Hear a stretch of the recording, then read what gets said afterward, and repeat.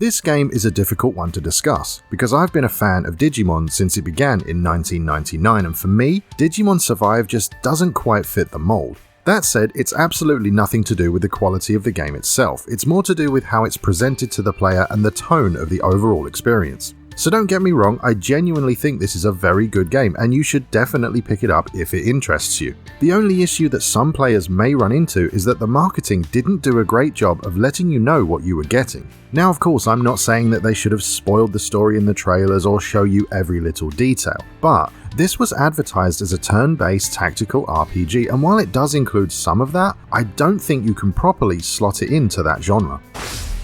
So what is Digimon Survive actually about? Well, believe it or not, it's probably around 70% visual novel and around 30% turn-based tactical RPG. You'll be spending the vast majority of your time with the game reading and watching the story unfold with minimal input, aside from some dialogue choices and some slightly interactive sections. To be completely honest, there's surprisingly little that I can properly discuss due to the game being very basic in terms of its structure and because it relies heavily on its narrative. That said, I'll do my best to be as detailed as possible without spoiling anything important. The story revolves around the player character Takuma and his group of school friends who are staying at a historical studies camp during their spring break. They soon notice that some weird things seem to be happening in the local area and eventually stumble upon a dilapidated shrine. Soon after, Takuma and his friends are attacked and physically hurt by some sort of creature. Just when things are looking bleak, Takuma discovers Koromon and seems to bond very quickly, which is fortunate because that creature from earlier has come back to finish the job. At this point, Koromon protects Takuma by digivolving into Agumon and defeating the attacking Gotsumon. After the battle, Takuma reunites with some of his other friends who have also acquired their own Digimon partners. The Digimon do their best to lead the kids back to their camp, but once they arrive, they realize that not all is as it seems. Everything is overgrown and run down despite them being here only a few hours ago. It soon dawns on them that they must have entered into some sort of other world, and now they must survive long enough to escape it and return home. The prevailing tone of the story is quite dark and quite sinister, much more so than anything Digimon has done in the past. At first, everything seems innocent enough, but in reality, the stakes are quite high and things really do start to escalate. It even starts to lean into psychological horror from time to time, a lot like Doki Doki Literature Club, another popular visual novel. There may actually be some times during your playthrough where you feel a little bit unsettled. Luckily, the game does include a New Game Plus mode where you can change some of these outcomes and right some of the wrongs. For those of you who might not have heard of a visual novel before, they're essentially semi-interactive digital books told mostly through still images, text and audio. There's usually very little input from the player, but this game does feature some dialogue choices which do affect the story and some interactive portions where you can look around a 2D environment for important clues. At a certain point in the story, you'll also unlock the ability to travel between different locations, and you'll be able to talk with different characters and increase your bonds with them, which can also affect the story. Once you've unlocked the travel ability, side battles will also become available to you. These are small combat encounters with random enemies and designed to be used for grinding out levels, acquiring items, and recruiting new Digimon. During a battle, you'll sometimes have the ability to talk with certain Digimon, and if you're successful in the conversation, they may choose to join you. You simply select the talk option from the combat menu, select a Digimon, and then you'll need to answer 4 questions posed to you by that Digimon. Different Digimon prefer specific answers to certain questions, but each one that you answer correctly increases your likelihood of enrolling them into your team. However, even if you answer perfectly 4 times, the Digimon can simply decide to ignore you completely, meaning that you'll need to do it all over again. As I mentioned earlier, the combat side of the game is a turn-based tactical RPG, although a somewhat simplistic one. I should also let you know that I'm only showing you the basic battles and the basic Digimon here due to spoilers. At the start of a battle, you can deploy your team and arrange them as you see fit. Once the battle begins, you'll be able to move your Digimon around a grid-based map and position them to attack your enemies. As you might imagine from a tactics game, damage that you deal from the side or from the back will be higher than from the front. If you choose not to attack during a Digimon's turn, or perhaps you aren't quite in range, you can end the turn, choose which way they'll face, and guard in that direction. Adopting this stance will halve any damage that you receive from that direction. Each Digimon has 2 skills, the first of which is a simple standard attack, but the second is a more well-known or iconic ability such as Pepper Breath for Agumon or Blue Blaster for Gabumon. The special attacks do require SP to use, and it's relatively easy to restore due to the assist system. This simple mechanic just requires the Digimon to be in close proximity to one another to activate, and bestows things like buffs, heals, and other effects to the Digimon that they're supporting. Each Digimon also has a passive skill to be aware of, such as Agumon's damage increase for physical attacks, plus a couple of equipment slots where you can place an item like this potency crystal in order to increase some stats. As you might expect or even demand from a Digimon game, you can in fact digivolve during a battle as and when needed. Each Digimon has their own evolution tree, and for those of you who might not know, Agumon isn't strictly tied into becoming Greymon like in the anime. Outside of the show, Digimon has a history of complex evolutions, and this title is no exception. It's also worth noting that forming bonds and making your party happy is the key to unlocking some of these evolution branches, so do keep that in mind. I think it's important to explain that combat encounters are somewhat sparse in terms of the story's progression, although you can engage in free battles as many times as you want during certain sections of the game. That said, you can and will go through an hour or more at a time of visual novel storytelling before any combat actually occurs. The frequency of combat does increase later in the game, especially towards the end, but it's still not very much overall.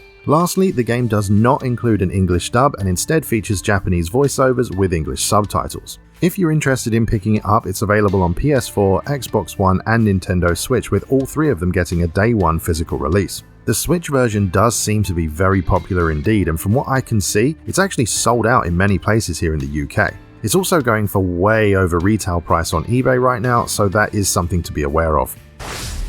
So what did I think of Digimon Survive? Well, as I said at the beginning, it's a tough one. If I was to give you a sort of overview of how I feel about it, I guess I'd say I think it's very well made, I think it's very well written, and I think it absolutely succeeds in being what it's trying to be. So in that sense, I guess I would easily recommend it. It's a very good game. The issue that I personally have with it isn't so much about what it is, it's more about what it isn't. And look, I'm not saying you shouldn't buy the game, you should, it's great. The things that I'm about to get into are just things that I've been feeling since I finished the game, and I do think they're worth explaining because I'm certain that there'll be some other players who will feel the same way.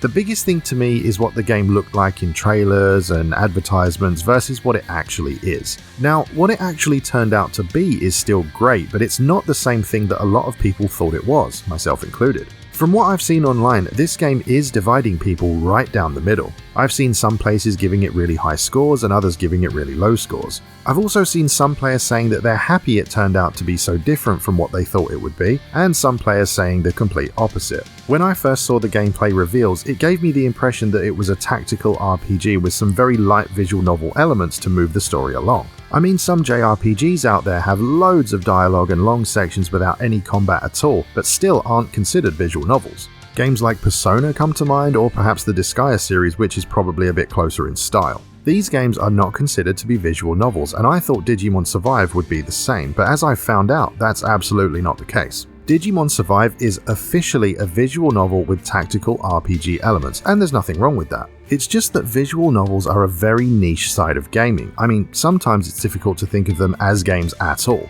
and I think a lot of players may have been let down by Digimon Survive for that very reason. Now personally, I really do enjoy a good visual novel. I've said this multiple times on the channel, and even though I'm not very good at them, I do also enjoy the odd tactical RPG. I've played a lot of good ones over the years actually, like Onimusha Tactics, Disgaea, Pokemon Conquest, and recently Triangle Strategy, so for me, the expectation of Digimon Survive versus the reality of what it actually turned out to be wasn't as big a deal in my eyes. Bandai Namco may have mentioned that it was going to be a visual novel at some point, but I've been keeping an eye on the game since it was revealed to the West in 2019, and I don't remember that being said at all. Of course, it is possible that I may have just missed it, but at the end of the day, I think this is why the game is being so divisive. The second point I'd like to make is about the tone and the narrative. This game gets dark, and I mean really dark, almost to the point of being a bit upsetting in places. Now, I'm not saying it shouldn't be this way, something like this absolutely deserves to exist within the Digimon fandom, and it's handled incredibly well. For me though, I found it hard to mesh all the happy Digimon stuff with a story that verges into horror territory at times. Again, the story is great, it's masterfully told, it's brilliant and gripping, but it would be hard to say that I properly enjoyed it. I mean, I guess I kinda did enjoy it considering the praise I just gave it, but I was hoping for a story that was closer in tone to the first or second series of the original show. And while that show did have some dark moments, it's absolutely nothing compared to what we get here. I'm going to give you an example of a certain game mechanic, but it's kinda like a spoiler in and of itself, so I'm going to put up on screen when you can skip to if you don't want to hear about it. It'll also be segmented in the YouTube chapters feature if that helps, so I'll give you 5 seconds to skip.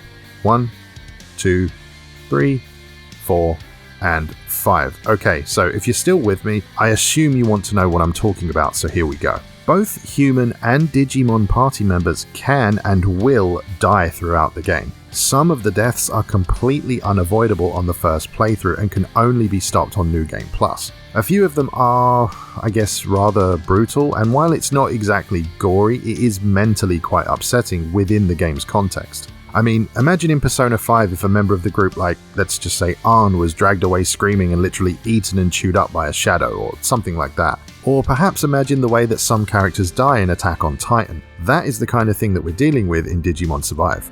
As I said, it's not done or shown in a gory way, but it's still pretty awful after getting to know these characters. Once a human dies, their Digimon fades away too, in scenes that are honestly kinda heartbreaking to watch. All of what I've just said is not a negative point, by the way. I think it's extremely well directed, written, and acted to the point of actually making me uncomfortable. Emotionally, it got to me at times, and that's the mark of a great visual novel. There were some times where I just didn't want to continue because I didn't want to lose anyone else. As I've got older, I mean, I've definitely got softer over the years, and I genuinely want less sadness and heartache in my life, so if pushed, I would have to say that I prefer a much more light-hearted Digimon story, but what's here is very good, make no mistake about it. In terms of the visual fidelity, I think the visual novel sections stand out to me the most. I really do love the pseudo 3D perspective you sometimes get when looking for clues or chatting with the characters. I think it helps with your overall immersion into the world and helps the environments to feel a little bit more real. The artwork in these moments is right up there with some of the better visual novels, and as far as I'm concerned, the human characters are well designed and the backgrounds look pretty good as well. The Digimon themselves are also pretty well realized, and they look super clean and sharp when they're in the visual novel portion of the game.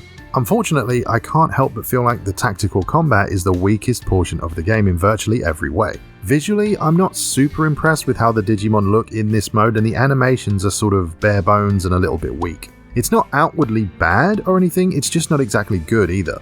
The battle arenas are mostly kinda dull, the attacks are similarly also kinda dull, and the Digimon recruitment system was a little bit painful to engage with. I mean, I've loved Digimon for decades, since I was a kid in fact, and collecting the Digimon in this game didn't really feel very exciting or interesting. To be honest, after a while it just felt tedious, and going through the entire talking system just to have them flee was rather annoying to say the least. I'd actually go as far as saying that the game would probably be better off without the combat system entirely. Like if it was just a visual novel with some minor interaction and dialogue choices instead of a proper combat system. Besides the boss fights, the entire system feels very tacked on in my opinion, and in the end, kinda pointless. Funnily enough, the game does actually give you quite a few options to get you through the battles quicker, like being able to speed them up, turn off attack animations, or, if you really want to, just turn on auto battle so you don't have to do anything. Overall, I don't think the battles are unplayable or awful to engage with, they're fine, they just aren't that much fun. And as I say, I think the game would have fared much better as a simple and standard visual novel.